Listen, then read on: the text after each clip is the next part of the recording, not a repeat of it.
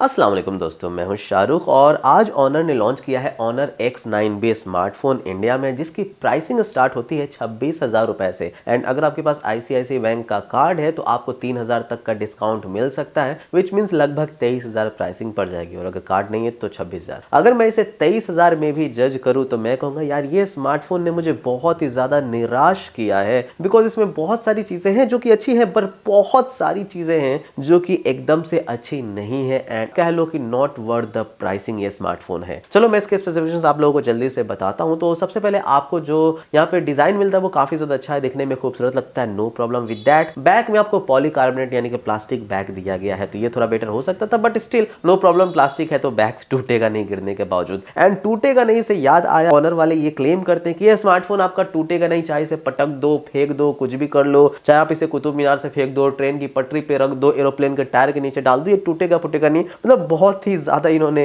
मजबूत स्मार्टफोन यहाँ पे बनाया है। तो यहाँ पे ये लोग 6 मंथ का स्क्रीन रिप्लेसमेंट वारंटी भी दे रहे हैं, विच मीन 6 महीने तक अगर आपका कोई भी स्क्रीन टूटता फूटता है तो फ्री में एक बार रिप्लेस ये लोग कर देंगे। तो ये एक अच्छी चीज है। एंड 18 मंथ का वारंटी है पूरे डिवाइस पे। तो ओवरऑल स्ट्रॉन्गर डिवाइस तो इन्होंने बनाया है, no doubt, but glass is glass and glass can scratch and crack, तो इसलिए याद रखिएगा, ज्यादा खेला समझ करके फेंकते मत रहिएगा। तो देखो सबसे पहले डिस्प्ले बहुत ही अच्छा है, यहाँ पे आपको यहाँ पे कर्व डिस्प्ले दिया गया है एंड 1.5K का रेजोल्यूशन भी दिया गया है, 6.78 इंचेस का बड़ा सा डिस्प्ले है गाइस। तो ओवरऑल दिखने में काफी ज्यादा खूबसूरत डिस्प्ले लगता है। 1200 निट्स तक ब्राइटनेस चली जाती है, तो not the brightest but still काफी एडिक्वेटली ब्राइट है। एमोलेड है तो आपको कोई परेशानी नहीं होगी, धूप वगैरह में भी आपको अच्छा लगेगा, नो प्रॉब्लम विद दैट। बाकी दोस्तों 120 हर्ट्ज का रिफ्रेश रेट भी आपको दिया गया है, अंडर डिस्प्ले फिंगरप्रिंट सेंसर भी है, पंच होल वाला कैमरा दिया गया है फ्रंट में। तो डिस्प्ले की क्वालिटी अच्छी लगेगी आपको, देखने में कोई भी प्रॉब्लम आपको नहीं होगी। एंड ओवरऑल आप कहोगे कि एक अच्छे डिस्प्ले के साथ में आता है। 25,000 26,000 के आसपास बहुत ही कम ब्रांड्स हैं जो कि कर्व डिस्प्ले आपको देते हैं, तो यहाँ पे ये ज्यादा बेटर है। बट अगर बात कर ले परफॉर्मेंस के मामले में तो यहाँ पे मिलता है क्वालकॉम स्नैपड्रैगन 6 Gen 1 का प्रोसेसर। एंड ये जो प्रोसेसर है, आई डोंट नो व्हाई कुछ ब्रांड्स इसे 25,000 रुपए तक खींच करके लेकर के गए हैं, जबकि ये प्रोसेसर की औकात अगर हम कह ले तो 15 से 18,000 रुपए तक की ही है। 20,000 21,000 में भी ये प्रोसेसर मैं कहूंगा थोड़ा सा ओवर प्राइस ही होगा, जबकि ये लोग 23 24 25 26,000 रुपए तक ला रहे हैं। इससे पहले रियलमी ने भी ऐसा ही किया था, ये वाला प्रोसेसर को रियलमी 12 प्रो में दे दिया था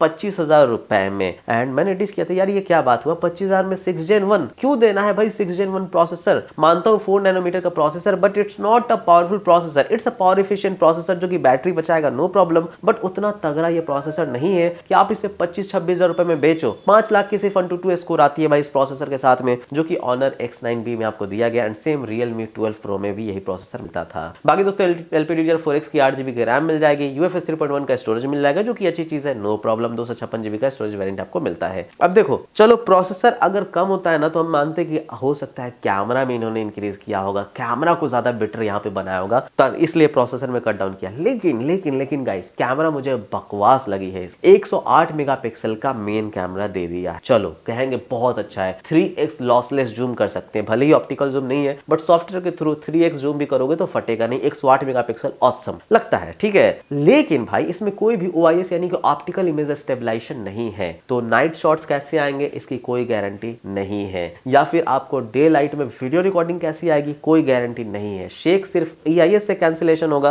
तो उतनी अच्छी आपको स्टेबलाइजेशन देखने को नहीं मिलेगी। That is the thing I don't like. Main camera में तो OIS देते, इसमें आपको जो अल्ट्रा वाइड मिलता है वो मिलता है 5 मेगापिक्सल का। भाई 5 मेगापिक्सल का अल्ट्रा वाइड सुनने में ही मुझे लगता है कि भाई पान थूक दूं क्या उस अल्ट्रा वाइड पे। भाई क्यों? 5 मेगापिक्सल का मैक्रो आता था 10-12 हजार रुपए में, 15,000 रुपए में। 10-12 हजार के फोन में 8 मेगापिक्सल का अल्ट्रा वाइड मिल जाता है। क्या कर लूंगा मैं इस 5 मेगापिक्सल के अल्ट्रा वाइड से? पूरी दुनिया का पैनोरामा शॉट ले लूंगा। समझ में नहीं आ रहा मुझे भाई ये क्यों दिया गया है। मुझे तो मन कर रहा है कि अगर ये 5 मेगापिक्सल का अल्ट्रा वाइड कहीं दिख जाए तो मैं बस हथौड़ी से कूच के फोड़ दूं और फिर क्लेम भी ना करूं 6 मंथ का स्क्रीन रिप्लेसमेंट वारंटी।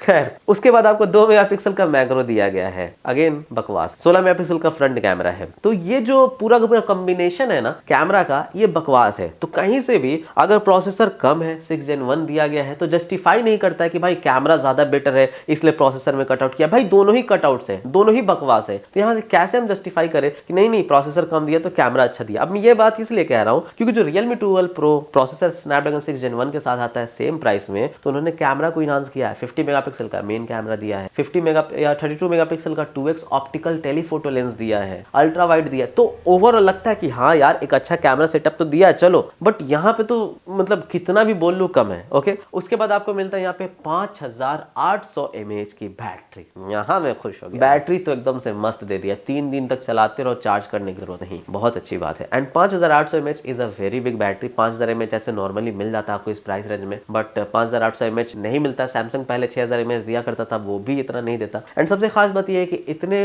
बड़े बैटरी के साथ में आपको काफी स्लिम फोन मिल जाता है, तो विच मीन 7.9 mm के आसपास काफी स्लिम फोन है, तो इन हैंड फील भी आपको उतना नहीं बुझाएगा और काफी मतलब कम वेट है, तो ओवरऑल अच्छा लगेगा। तो जिनको बैटरी चाहिए ना, जिनको लॉन्गर देर तक व्हाट्सएप यूज करना है, उनके लिए सही है ये फोन। उसके बाद आपको मिलता है 35 वॉट का चार्जिंग स्पीड। ये बहुत ही बुरा लगा मुझे भाई, 5800 mAh की बैटरी दे रहे हो और सिर्फ 35 वॉट का चार्जिंग स्पीड। 1.5 घंटा से ज्यादा लगना है, 2 घंटा आराम से लग जाएगा, 2 घंटा के आसपास लगेगा, उससे भी ज्यादा लग जाएगा इसे 100% चार्ज करने में। तो भाई आज के जमाने में इतना कम चार्जिंग स्पीड, 65 वॉट देते हैं, 60 वॉट देते हैं, चलो 45 वॉट ही कर देते, नथिंग फोन वाला बहुत कम है। 35 वॉट और चार्जर इन द बॉक्स नहीं मिलता, लेकिन हाँ इंडिया में ये लोग कुछ कस्टमर्स को चार्जर साथ में बॉक्स में देंगे। अब पता नहीं कब तक देंगे, लिमिटेड है या फुल है, हमेशा देंगे, नॉट श्योर, बट चार्जर ये लोग बॉक्स के साथ में देंगे। लेकिन 35 वॉट क्यों? 120 वॉट दे रहे हैं Xiaomi वाले, Redmi वाले, Realme वाले भी 65 67 वॉट दे रहे हैं, तो आपको क्या हो गया 35 वॉट? ये तो भाई उस जमाने में चले जाओ, 35 वॉट 33 वॉट तो वहां पे मिलता था जब हमारे पास पोको X2 आया था, उस वक्त 2018-19 में हमें 33 वॉट मिलता था। ये 2024 चल रहा है, 6 साल बाद 35 वॉट पे अटके पड़े हो। तो ये सब चीजें मुझे समझ में नहीं आती। ओह नींद ही आ रही है, इतना बकवास बोरिंग फोन है कि नींद आ रहा है, बोरिंग वीडियो बनाता। बाकी दोस्तों Android 13 out of the box मिलता है, एंड्रॉइड 14 भी नहीं। पोको X6 आया था अभी कुछ ही दिनों पहले, 1 महीने पहले, एंड उसमें Android 14 out of the box मिल जाता है। तो यहाँ पे हेडफोन जैक इसमें नहीं है, तो USB-C के थ्रू आपको मिलेगा, तो ये कोई बड़ी बात नहीं, आजकल सभी हेडफोन जैक हटा रहे हैं, तो कोई प्रॉब्लम नहीं है। बाकी आपको NFC मिल जाता है, अंडर डिस्प्ले फिंगरप्रिंट सेंसर मिल जाता है, and I am not sure इन्होंने बताया या नहीं बताया कि इसमें स्टीरियो स्पीकर है या नहीं है, कहीं मेंशन ही नहीं किया। तो आप लोग बताना मुझे कमेंट में इसमें स्टीरियो स्पीकर है या नहीं, बिकॉज इस प्राइस रेंज में तो होना चाहिए, नहीं अगर होगा तो बकवास है। सो ओवरऑल ये जो फोन इन्होंने बनाया है ऑनर वालों ने, इस फोन के बारे में बस मैं इतना कह सकूंगा कि इस फोन के साथ सिर्फ आप अखरोट ही तोड़ सकते हो, उसके अलावा और कुछ नहीं कर सकते। ये फोन अगर बाई कर लोगे तो भाई ढेर सारा अखरोट रहना घर में, या फिर अखरोट का बिजनेस कर लो, एंड फोन से अखरोट फोड़ते रहो, बहुत जल्दी फूटेगा, एफिशिएंट फूटेगा, तो अखरोट का बिजनेस आपका ग्रो करेगा। तो शार्क टैंक में जाकर के आप दिखा सकते हो कि हमने एक ऐसा डिवाइस लाया जो अखरोट फोड़ने में बहुत ही ज्यादा माहिर है, तो ये डिवाइस उसके लिए मतलब बहुत ही सही है, मैं सच बता दूं। लेकिन अगर आप ओवरऑल देखना चाहो इस प्राइस रेंज में, तो बहुत ही अच्छे ऑप्शंस अवेलेबल है, एंड ये डिवाइस उनके कंपटीशन में कहीं भी खड़ा नहीं उतरता। ये डिवाइस ना आपको OIS देता है, ये डिवाइस ना आपको